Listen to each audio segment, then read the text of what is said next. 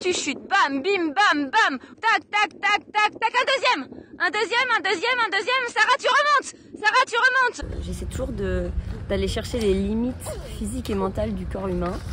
Vous pouvez être à 4 pattes en remontant, je m'en fous, remontez à 4 pattes, tout le monde remonte, Hugo tu redescends, remontez, courez, vous en pouvez plus là?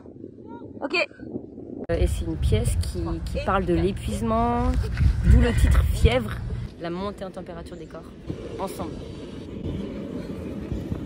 L'idée de faire toutes les répétitions dans du sable, en plein vent, en plein cagnard ou sous la pluie, etc. Ça avait vraiment du sens pour parler des limites physiques et mentales. Tout le temps en train de courir. Et du coup ça a donné quelque chose de très intense, autant dans l'écriture que dans les corps, ça se voit. Et comment vous faites pour gérer l'énergie dans le groupe ?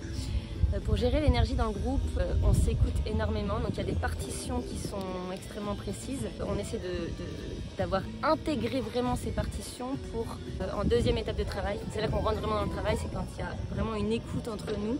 On essaie, si on sent qu'on a l'énergie pour d'envoyer un peu plus, et inversement, sinon on n'en peut plus, il faut qu'il y en ait d'autres qui prennent le relais, donc on joue sur une sorte de relais d'énergie, et quand tout le monde a l'énergie, là c'est encore mieux. C'est l'histoire de 6 personnes qui se sont mises à danser et qui n'ont pas pu s'arrêter. Et donc elles ont dansé jusqu'à épuisement. Donc c'est une pièce sans fin. C'est une pièce qui parle de l'énergie de l'ensemble par le mouvement, qui parle du groupe dans ce qu'il a de plus beau et de plus laid. On commence la pièce comme si on avait déjà dansé depuis quelques heures, quelques jours, quelques mois. C'est une pièce qui fait référence à la maladie dansante qui se propage entre les êtres humains.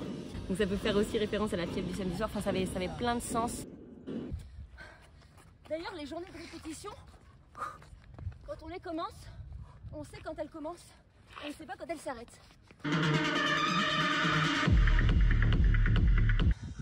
Donc les répétitions ne s'arrêtent jamais, c'est des journées sans fin, à l'image de cette pièce, qui est une pièce sans fin.